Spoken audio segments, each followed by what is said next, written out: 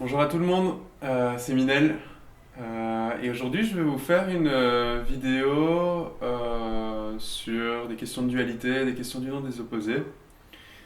Et je vais expliquer un peu ce que c'est, tous ces mots qui ont l'air un peu compliqués. Ce que je peux déjà vous dire, c'est que si vous avez l'impression dans votre vie de souvent vous retrouver face à des situations euh, que vous avez l'impression de ne pas avoir choisies, comme face à une espèce de malédiction dans votre existence qui vous pousse à toujours vous retrouver confronté aux mêmes situations qui vous dérangent, ben, peut-être que cette vidéo elle vous aidera à sortir de ce genre de schémas comportementaux. En tout cas, c'est l'intention et personnellement comprendre tout ce genre de phénomène m'a permis personnellement de sortir de beaucoup de schémas de conditionnement comportementaux. Et donc, qu'est-ce que c'est la dualité?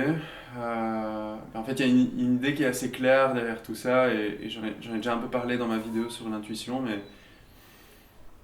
comment, à quel point on est de manière assez globale, c'est-à-dire qu'on a, en fait, on n'a rien à gagner dans notre existence, on est déjà complet quand on est.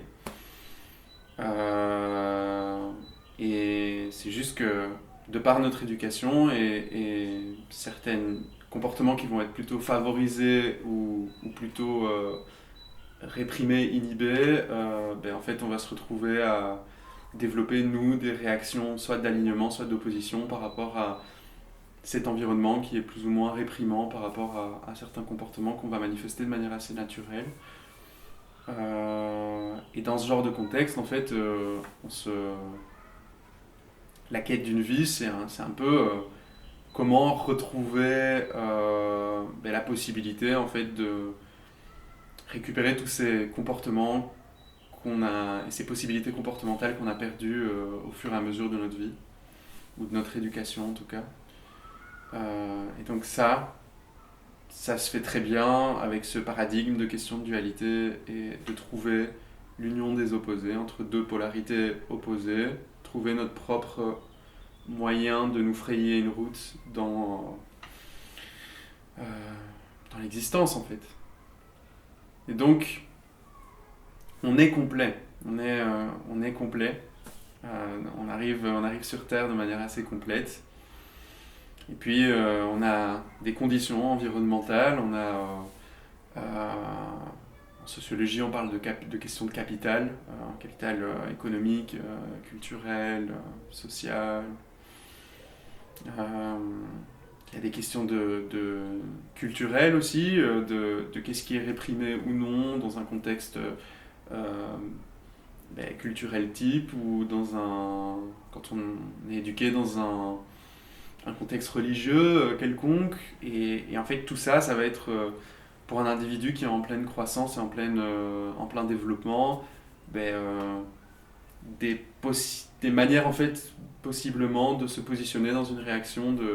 d'alignement par rapport à l'autorité et à ce que l'environnement en fait va essayer de favoriser, ou alors au contraire ben, de l'opposition en fait par rapport à ce qui est encouragé par l'environnement, ou vous avez compris. Et en fait le cerveau fait ça, que on développe par rapport à des situations de stress ou des situations qui nous sont inconfortables, des réactions qui sont des réactions réflexes ou des réactions qui sont basées sur des automatismes comportementaux qui vont nous permettre de ben, déjà développer des réponses qui nous permettent de perpétuer notre vie, de survivre en fait. Et ça c'est un espèce de conditionnement comportemental qui nous permet de, de développer de la sécurité face à des environnements qui sont parfois très stressants ou très difficiles à vivre d'une certaine manière. Et puis il y a l'autre facteur que c'est une grande économie d'énergie parfois d'avoir une réponse réflexe automatique, inconsciente, face à un stimulus, face à une situation, à une situation quelconque. Ouais. Et donc, à quel moment en fait ça devient compliqué d'avoir toutes ces réactions réflexes d'alignement, d'opposition par rapport à des situations auxquelles on est confronté, ben, c'est quand on a l'impression de ne plus avoir le choix et en fait de se retrouver c'est comme des cycles ou des périodes à à certaines périodes, en fait, face à des situations qui nous semblent être des situations qu'on a déjà vécues dans une certaine modalité, mais qui nous font souffrir par le fait qu'on a l'impression qu'on n'a pas le choix, en fait, par rapport au fait de nous retrouver à nouveau face à cette situation. L'exemple type, c'est les situations relationnelles où on se retrouve à relationner amoureusement ou amicalement avec des types de personnes qui, en fait, se ressemblent dans certains comportements, et à un moment donné, on va se dire, oui, mais comment ça se fait qu'à chaque fois dans mon existence, je me retrouve face à ce même genre de personnes? Pourquoi est-ce que les gens sont comme ça? Et on va avoir tendance à potentiellement se faire une idée de ce qu'est l'extérieur et de comment sont les gens et de comment est le monde et blablabla. Et en fait, juste une espèce une espèce de conceptualisation de l'altérité, de l'externalité, de ce qu'on se figure être l'extérieur, qui va avoir certaines qualités qu'on va voir sous un œil positif ou négatif, avec un certain jugement, positif ou négatif, entre gros guillemets. Donc, qu'est-ce que ça présuppose, ces questions de jugement? Ça présuppose en fait que, et pour moi, c'est ça qui fait partie de ces questions de dualité. On a en fait une volonté par rapport à un environnement qui nous semble, enfin une somme d'informations qui nous arrive constamment. En fait, nos facultés de conceptualisation rationnelle nous poussent à développer des circuits de catégorisation pour essayer de préciser de quelle nature est l'information à laquelle on est exposé. C'est-à-dire que, par exemple, si on est exposé à une situation, on va avoir tendance à vouloir positionner cette situation de manière plus ou moins consciente dans une échelle, un gradient entre deux pôles extrêmes. Par exemple, le bien ou le mal. On va se dire, ah oui, est-ce que cette situation, est-ce que c'est bien de faire ce genre de choses? Est-ce que c'est bien d'avoir ce genre de comportement? Ou plutôt, est-ce que c'est mal? Et en fait, il y a plusieurs polarités comme ça sur lesquelles on va placer une situation, et toutes ces polarités, en fait, et tous ces concepts peuvent se superposer, mais en tout cas, quand on est face à une situation, on va avoir tendance à catégoriser rationnellement cette situation dans certains axes de polarisation. Par exemple, un axe de polarisation qu'on peut décrire, c'est l'axe de polarisation qu'il y a entre l'individuel, qui concerne une entité individuelle telle qu'un être humain. Par exemple, moi, en tant qu'être humain, je me considère être un individu. Et puis, à l'autre extrême pôle de cette polarisation, il y a l'universel, l'absolu. C'est quoi l'absolu? C'est Dieu, le divin, une vérité absolue, quelque chose qui nous dépasse complètement, qui nous transcende. Une autre polarisation sur laquelle on peut discuter, c'est la personnelle collective. Et donc, la même chose en tant que personne, en tant que... comment en fait je vis mon existence, et on peut positionner certains comportements qu'on a sur cette échelle entre le personnel et plutôt le collectif. Comment en fait on interagit avec d'autres individus humains dans un sens plus large. Une autre polarisation dont on peut parler, c'est la liberté contre la responsabilité. Pour beaucoup de personnes, en fait, on n'arrive pas à concevoir comment développer... en tout cas, le fait d'avoir de la liberté peut être vu par certaines personnes comme le fait de ne pas avoir de responsabilité, ou alors l'inverse. Certaines personnes peuvent se dire, ah oui, le fait d'avoir beaucoup de responsabilités, en fait... à un moment donné, c'est un sacrifice et ça dépend de certaines contraintes. Une autre type de polarisation qu'on peut éventuellement envisager, ça pourrait être celle entre la vie et la mort, la création face à la destruction, enfin voilà, j'en passe, harmonie, désharmonie. Et en fait, on va positionner de manière plus ou moins consciente des situations qui nous arrivent sur ces différentes polarités, parfois de manière superposée, et en conséquence se faire une idée, catégoriser un peu les situations qui nous arrivent pour pouvoir les classifier et se faire une idée de comment on peut y réagir en fait à toute cette information qui nous arrive. Ce qui est assez intéressant, c'est que parfois en tant qu'être humain, on peut avoir des postures qui sont assez extrêmes dans ces questions de polarité. et on peut percevoir notre environnement de manière aussi assez extrême par rapport à ces questions de polarité. Par exemple, on peut voir les personnes qui nous entourent comme étant des personnes tout à fait égoïstes. Et il y a beaucoup de personnes, enfin en tout cas, j'imagine que vous avez déjà entendu parler de personnes où vous croyez cela, ou en tout cas vous le pensez, vous vous êtes déjà dit ah oui, l'être humain est égoïste, et blablabla, et en fait, c'est à quel point ce pôle personnel, individuel, va être externalisé de manière assez négative chez certaines personnes. Et en fait, ce qui est intéressant, quand on peut imaginer ou envisager ce genre de choses, c'est à quel point en fait la question de notre existence en tant qu'individu ou en tant que personne, est-ce que c'est quelque chose qu'on se laisse consciemment en fait faire de manière saine, c'est-à-dire est-ce qu'il y a des notions d'amour-propre qu'on a pu développer? Est-ce qu'on se permet en fait d'exister à certains moments sans dépendre des autres? Et ces questions-là qui nous permettent en fait de coexister entre une tendance à un des extrêmes de pôle et par moment à une tendance à l'autre extrême de pôle, et en fait être constamment en navigation au sein de ces gradients pour pouvoir se permettre des comportements qui sont les plus adaptés à des circonstances types. Parce que souvent, ce qui nous amène en fait à une situation dans laquelle on se sent piégé par rapport à nous-mêmes et notre rapport à nous-mêmes ou notre rapport à ce qu'on considère comme étant l'altérité ou l'externalité, c'est en fait le fait de se sentir conditionné à être constamment face à des individus ou des situations qui vont représenter un des pôles ou l'autre, ou alors en nous, on ne va pas retrouver l'un des pôles ou l'autre. Et donc, comment on fait potentiellement pour retrouver cette globalité, cette possibilité de percevoir comment en fait on développe des conditionnements qui nous amènent à de l'extrémité, des comportements extrêmes.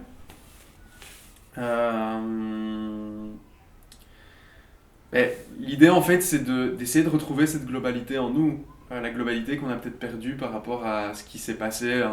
un moment assez précoce de notre développement. Comment faire pour se rendre compte de l'existence de ces conditionnements et de ces rapports absolus en nous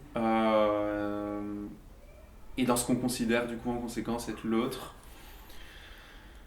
Mais je vais prendre un exemple pour expliquer. Je pense que ce sera peut-être plus facile à digérer de cette manière. Et donc, je vais prendre l'exemple d'une personne de mon entourage qui m'a parlé de quelque chose il n'y a pas très longtemps. Cette personne m'expliquait voir dans son entourage proche, de manière générale, des personnes essayer de développer des comportements de domination par rapport à elle. Et elle m'expliquait du coup, dans une forme d'idée, oui, je comprends pas pourquoi je me retrouve souvent confronté face à ce genre de comportement. Et personnellement, moi, c'est aussi quelque chose dans ma vie auquel j'ai été confronté pendant tout un temps. J'avais du mal à me retrouver face dans des circonstances, face à des personnes qui pouvaient avoir des comportements de domination ou des comportements violents, ce genre de choses, parce que ça me renvoyait à certaines formes de violence que j'avais pu vivre moi-même. Et en fait, pendant toute une phase de ma vie, j'avais tendance à éviter des situations de conflit, de manière générale. Et c'est ce que cette personne nous a reflété aussi. Et ce qui était en fait tout à fait intéressant, et c'est ce qui se passe de manière générale, c'est que cette personne a développé des comportements d'évitement de conflits par rapport à sa cellule nucléaire familiale baséale, donc par rapport à son père, sa mère, peut-être les frères et sœurs, etc. Enfin aussi les frères et sœurs, et en fait c'est une personne qui est tout à fait dans une volonté de pacification. Alors, le fait de développer de la pacification, c'est un comportement ou des comportements de pacification et d'harmonie, c'est un comportement qui est tout à fait intéressant à développer en tant qu'être humain. Ce qui est intéressant dans ce cas-ci, et ça parle de moi aussi, parce que de cette manière, c'était aussi mon cas auparavant, c'est que on a besoin par moment de développer des situations de conflit avec notre entourage pour renégocier la nature de nos relations à l'altérité, mais aussi pour pouvoir faire respecter certaines limites à certains moments et garder une forme d'étanchéité par rapport à qui on est en tant que personne. Et donc il y a des situations où pour conserver de l'énergie et pas se retrouver constamment embarqué dans des situations où on se fait écraser ou dominer par des personnes, on a besoin par moment de pouvoir développer une certaine forme de limite et de pouvoir placer justement dans un contexte souverain. Et la prochaine vidéo traitera de souveraineté, je vous en parlerai à ce moment-là. Mais juste en tant qu'entité individuelle, pouvoir dire au sein d'une relation, ben là c'est ma zone, c'est ce que je suis, enfin c'est ce que je suis en ce moment en tout cas, c'est ce que j'ai besoin de protéger là pour l'instant, et donc je préfère, j'ai envie ou besoin que cette discussion s'arrête. Ça, c'est un comportement qui est tout aussi important, le fait de pouvoir placer des limites et entrer en conflit de manière saine, que à certains moments, avoir la faculté de ne pas rentrer dans un conflit et de pouvoir pacifier une situation et la traverser de manière assez harmonieuse.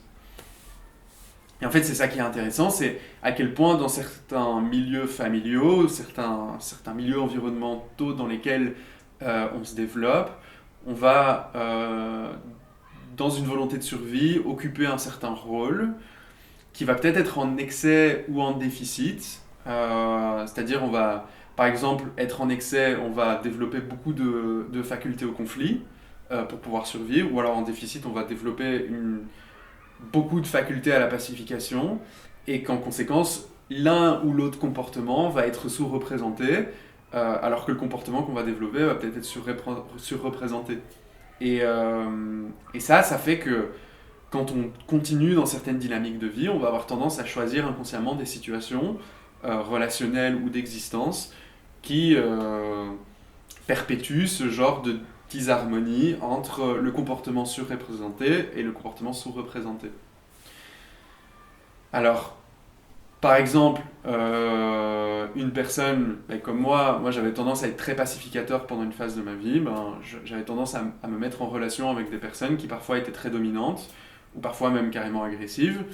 j'ai eu besoin de développer ces comportements de gestion du conflit pour pouvoir maintenant ne plus être face à ce genre de modalité de comportement. Et c'est tout simplement à quel point en fait une expérience qu'on va continuer à perpétuer de manière inconsciente, en fait elle nous permet de retrouver de l'information en nous. Elle nous permet de nous souvenir de à quel point on a été conditionné par notre environnement basal à perpétuer un comportement et pas un autre, à développer en excès un comportement, en déficit un autre. Et donc c'est ça qui est intéressant, c'est à quel point en fait on peut utiliser notre environnement relationnel et les personnes qui nous entourent ou les situations qui nous arrivent comme étant des moyens de nous rendre compte de parallèles entre notre comportement, le comportement qu'on a pu développer par rapport à comment était notre père, comment était notre mère, comment était la personne qui s'est occupée de nous dans notre enfance, la structure qui s'est occupée de nous dans notre enfance, en gros nos conditions de développement. Ou alors les conditions environnementales de notre développement. Et ça, on peut le faire de manière plus ou moins consciente. Je pense qu'il y a plusieurs facteurs sur lesquels il y a un besoin d'insister, qui peuvent dépendre de plusieurs processus psychologiques différents, mais on va avoir, que j'ai déjà évoqué dans la vidéo sur l'intuition, mais on va avoir besoin de conceptualiser en fait tout ce qui s'est peut-être passé dans notre environnement proche durant notre développement. On va avoir besoin d'intégrer comment ces situations ont pu nous impacter d'un point de vue émotionnel, comment cet impact émotionnel modifie la manière dont on s'occupe de notre corporalité, ou alors on se projette dans notre univers de vie d'une manière générale, comment on interagit, on crée notre réalité ou non. Et puis, comment en fait tout ça s'intègre d'un point de vue spirituel et dans des dimensions qui transcendent notre individualité, notre personnalité de manière générale. Et le fait d'intégrer ces circonstances et ces situations sur ces divers plans va nous permettre de nous réaligner, de retrouver plus d'habilité au choix, plus d'habilité à au développement conscient de relations avec nous-mêmes et avec notre entourage. Et donc je pense que c'est surtout ça qui est important dans ce que j'essaye de vous expliquer. Et c'est ce qui m'a beaucoup aidé, en tout cas personnellement ces dernières années, c'est développer cette faculté de remémoration et en conséquence pouvoir interagir avec mon entourage de manière plus saine et avec moi-même de manière plus saine. Parce que si on en revient à l'exemple que j'ai donné tout à l'heure, que ce soit pour cette personne ou pour moi, on vit des rapports de domination dans notre enfance qui font qu'on développe des facultés de pacification. En conséquence, on va développer un rapport à l'altérité dans lequel, face à des comportements de domination, on va continuer à répondre par des comportements de pacification. Et en fait, comment personnellement je suis sorti de ça, c'est en me souvenant et en conceptualisant et en créant du lien entre cette essence symbolique qui est la question de la domination et les événements qui ont pu arriver, qui pour moi étaient des rapports de domination. Et puis comment ça m'a impacté émotionnellement et comment ça a eu un impact ensuite sur mon comportement et sur diverses modalités relationnelles qui ont pu se développer au cours de ma vie, avec des amis ou des relations amicales, avec des relations plus amoureuses, dans des relations familiales, voilà. Et donc finalement la question c'est, et moi ça a été une manière pour autant d'en sortir, c'est à quel point en fait je manquais de certaines facultés d'amour-propre dans le fait de ne pas me laisser réduire ou agresser ou que sais-je dans certaines situations, et qu'en fait à tout moment dans ce genre de situation, et c'est maintenant ma réponse, j'ai le choix de me désengager et de dire en fait j'ai absolument pas envie de me retrouver face à une personne qui me dit ce genre de choses ou qui se comporte de cette manière, parce que j'ai suffisamment d'amour pour moi-même pour ne pas avoir envie de me retrouver dans ce genre de situation dans lesquelles existe de la violence.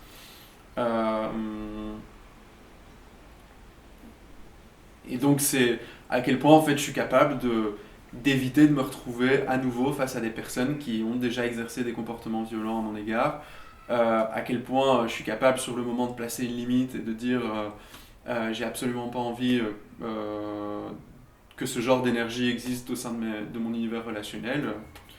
à quel point je suis capable de placer une limite et de dire écoute, tel sujet, j'ai pas du tout envie qu'on l'aborde ou j'ai pas besoin qu'on l'aborde ou que sais-je. Et ce qui est intéressant, et c'est une autre dimension que j'ai envie de rajouter par rapport à ça, c'est à quel point quand on va en fait se développer et développer ses rapports par rapport à l'altérité, on va peut-être avoir tout un narratif en tête de j'ai été la victime de telle situation et je continue à être la victime de telle situation et donc le reste de l'univers est comme ça, ou le reste de l'humanité est comme ça, et qu'en fait ce qui se passe très fréquemment, et j'ai pu le voir chez beaucoup de patients-patientes, chez des personnes de mon entourage, en moi-même aussi, à quel point en fait on va développer de manière inconsciente des comportements et c'est très inconscient, des comportements qui sont en fait les comportements mêmes dont on a pu se sentir victime. Et je vais prendre un exemple, c'est dans ces questions de domination, mais à quel point en fait sur certaines modalités, et c'est la seule notion qui fait qu'on a peut-être du mal en fait à lier ces comportements avec les autres, c'est qu'on les exprime peut-être dans une sphère complètement différente de vie. Et donc c'est par exemple comment dans l'interaction verbale j'ai eu tendance à vivre des comportements de domination de la part du reste de l'univers, et donc je suis en mode je suis la victime de comportements de ce genre et l'être humain est mauvais et que sais-je, et je pourrais me dire ça, et en fait d'une autre manière je vais avoir des comportements de domination intellectuelle sur d'autres personnes en disant en essayant d'étaler en fait des connaissances ou d'avoir raison dans certaines situations. Et donc ça va peut-être pas toucher à la modalité émotionnelle, relationnelle. Je vais peut-être pas exprimer de la domination dans des modalités émotionnelles, mais peut-être que d'une manière assez rationnelle, je vais avoir tendance à vouloir flexer mes biceps cérébraux, entre gros guillemets. Je vais avoir tendance à vouloir vraiment en fait, assurer une forme de domination dans un échange verbal. Et ça, c'est un angle mort pour plein de personnes. Il y a plein de personnes qui se sentent victimes d'une situation et qui en conséquence vont exercer de manière tout à fait inconsciente un comportement qui va être complètement similaire ou parallèle au comportement dont elles se sentent victimes, ces personnes. Je vais prendre un autre exemple, c'est ce qu'on peut voir dans des contextes de non-mixité choisis. On va avoir tendance à accepter certaines personnes sur base de déterminants superficiels, euh, mais aussi d'identité, d'identification en tout cas, mais qui se répercutent en fait sur certains codes vestimentaires ou certains codes cosmétiques ou esthétiques. Et en fait, on peut voir que dans ce genre d'environnement, on peut se retrouver face à des personnes qui font peut-être partie d'une minorité globale, mais que dans le contexte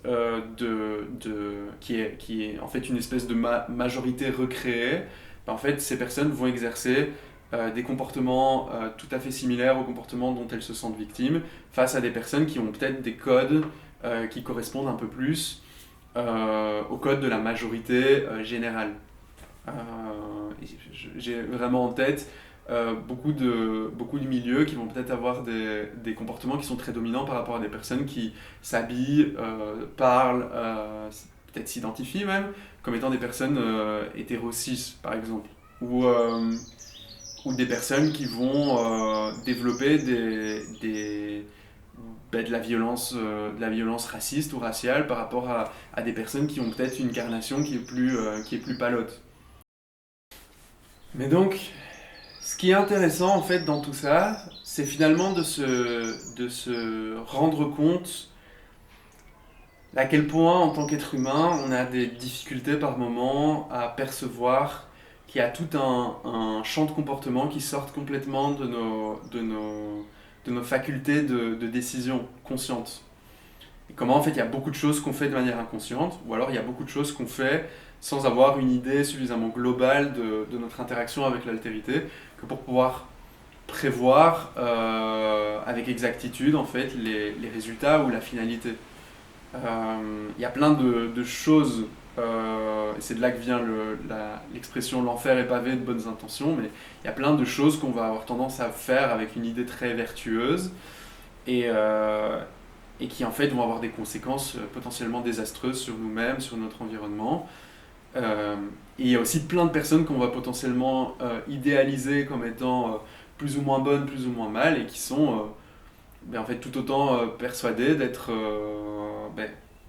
un individu au centre de sa vie qui est en train de faire soit le bien, soit le mal, et qui est souvent en train de faire juste ce qu'il peut dans les circonstances dans lesquelles il elle se retrouve. Et je pense que on a besoin de gagner plus de conscience et de finalement développer des rapports d'internalisation de toutes ces choses qu'on va percevoir comme étant l'extérieur, que ce soit l'extérieur, toutes ces choses qu'on va potentiellement projeter sur notre environnement relationnel ou sur le monde. En fait, toutes ces choses font généralement plutôt partie de nous. Et le fait de les internaliser, de les conscientiser comme faisant aussi partie de nous, et cette possibilité, par exemple, moi je suis tout à fait conscient du fait que je suis capable d'exercer de la violence, que je suis capable d'avoir des comportements qui sont liés à des formes de domination, tout à fait capable d'avoir des comportements qui peuvent être vus comme terribles par plein de types de sous-courants idéologiques ou culturels. Et juste, je pense que l'intérêt dans tout ça, c'est de se dire comment on peut en fait se retrouver dans notre propre possibilité à faire des choix au sein de ces polarisations, mais ce, de manière consciente. Et surtout de manière intègre, pour vivre en intégrité vis-à-vis de nous-mêmes et vis-à-vis de notre environnement, que ce soit un environnement jugé comme l'extérieur, euh, ce qu'on perçoit en fait avec nos systèmes de sens et qui nous permet de générer une idée du réel, ou alors juste notre existence et le sens qu'on se crée en tant qu'être vivant existant dans un univers qui est plus grand que nous, quoi. Et comment nos facultés sont limitées, mais on a besoin d'exister à travers certaines formes de contraintes, mais qu'en prenant conscience de nos contraintes, on arrive finalement à gagner plus de liberté dans nos choix et plus d'intégrité dans nos choix. Euh, voilà, voilà. Mais donc, prenons conscience, soyons clairs avec nous-mêmes, soyons clairs avec les autres un maximum, et pas absolument, mais un maximum, parce que plus on le sera, et plus on sera capable en fait euh, de choisir et de plus se retrouver dans des circonstances dans lesquelles on a l'impression d'être maudit par notre existence et de ne pas avoir le choix, et en conséquence de développer des boucles et des circuits de négativité et d'autodestruction et d'autosabotage. Moi, c'est surtout ça dont j'avais besoin de m'affranchir, c'était de gagner suffisamment de facultés de choix que pour pouvoir considérer personnellement la vie comme une forme de jeu, en fait, dans lequel il y a rien qui... Enfin, en tout cas, sous certaines contraintes qui nous deviennent conscientes, il y a très peu de choses qui nous sont inaccessibles. Et juste, le tout, c'est d'avoir conscience de nos contraintes et dans quel environnement on a pu se développer, à quel point il a pu être difficile sur tel ou tel aspect ou tel aspect, et qu'en fait, toute personne va se retrouver face à des circonstances de développement qui sont propres à son existence et qui peuvent être jugées comme étant difficiles ou non. Parfois, on pourrait être surpris à quel point des circonstances de vie tout à fait triviales, enfin qui peuvent apparaître tout à fait triviales, en fait, elles peuvent être un poids énorme pour certaines personnes, et que en tant que spectateur externe, on n'est personne pour dire telle personne elle est comme ça ou telle personne elle est comme ça, parce qu'on n'en sait rien en fait. Le jugement qu'on va émettre à un instant T va peut-être être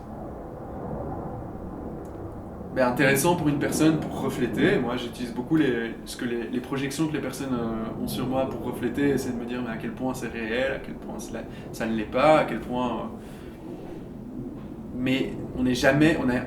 c'est jamais absolument une vérité en fait d'émettre un jugement, une projection sur quelqu'un.